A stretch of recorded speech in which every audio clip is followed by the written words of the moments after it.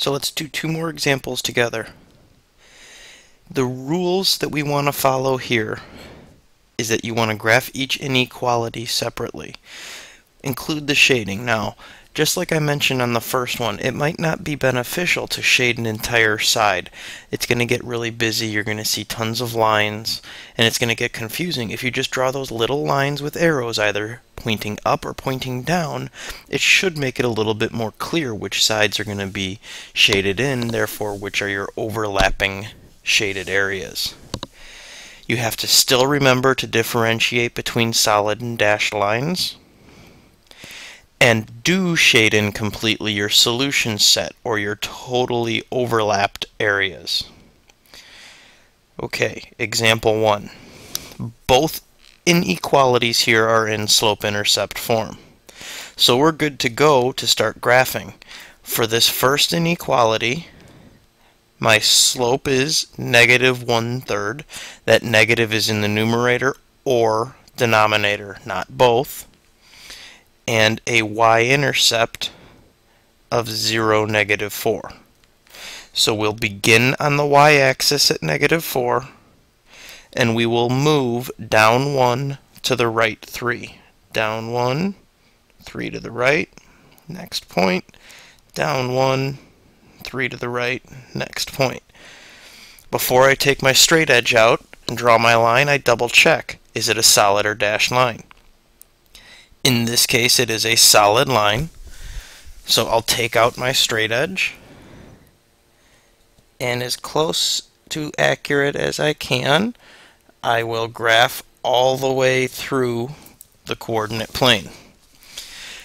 I do at this point want to draw in those little arrows describing whether I'm shading above or below.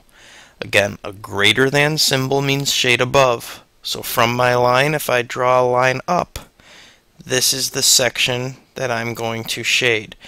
I don't need to draw 100 of these, but if I just draw them spread out across the whole line, it's going to be easier for me to see after I draw my second inequality in. Second inequality, I know my slope is 5 as a fraction, that's 5/1. I know my y-intercept is also at 0, -4. So I'm going to begin in the same spot, but I'm applying a different slope. This time I have to rise 5, 1, 2, 3, 4, 5, and run 1.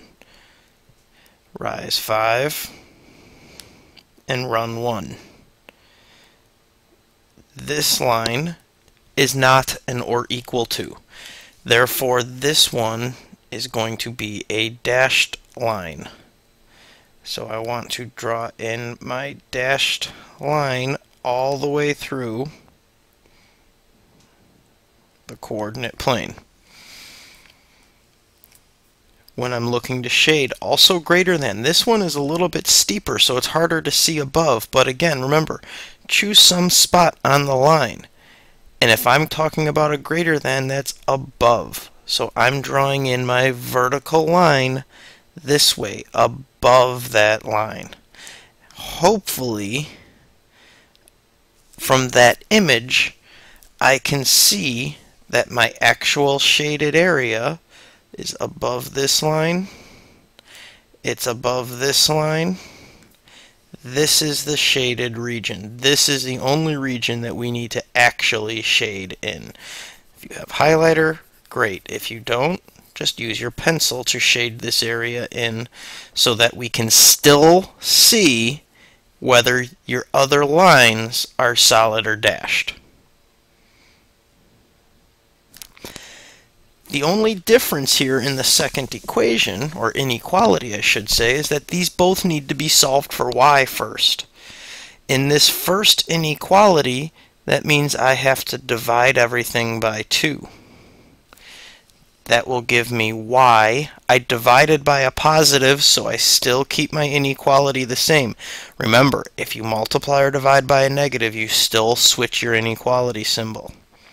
4x divided by 2 is 2x. 16 divided by 2 is 8. For my second inequality, My first step would be to add 4x to both sides. And I'll go to the right here. That's going to leave me with 3y. I added, so my inequality stays the same. I have 4x minus 3. Now to get y by itself, I have to divide everything by 3. That gives me y. I divided by a positive. Inequality stays the same.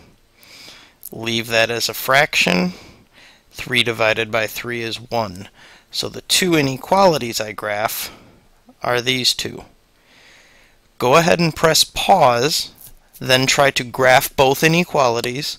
Make sure you decide whether it's solid or dashed, and also shade in the correct area. Press pause and do that now, please.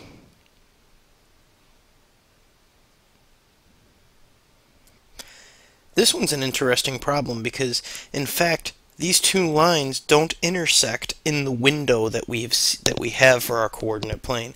That's not to say that the lines don't intersect, we just don't actually see their intersection point. But we are still able to see the overlap. Since I shade below this inequality and above this inequality, the overlap is actually all of the space in between. So the difference on this problem is what we actually see. I just see a window in which I don't get the intersection point. We still shade the same way. Now, there's two extra practice problems that I want you guys to try.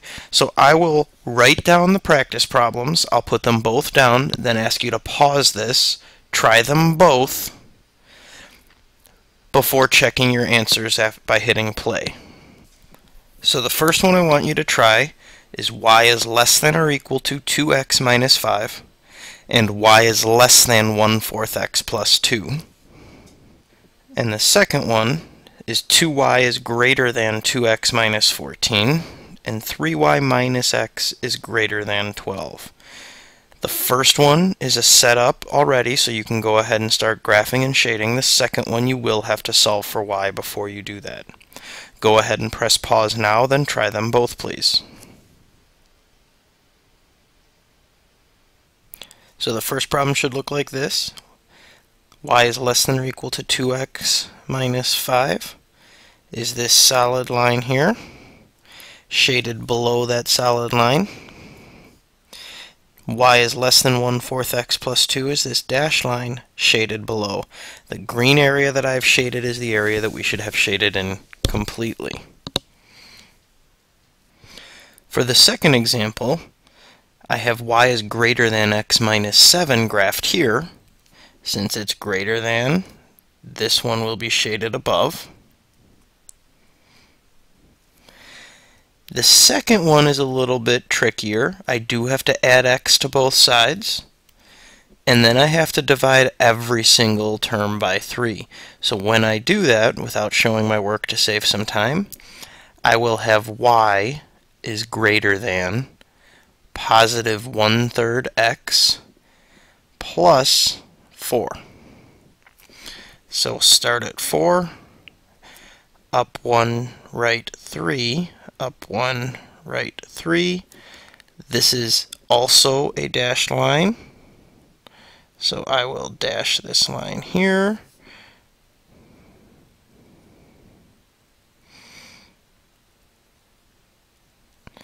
And this one I also shade above. This one's a little harder to see as well, but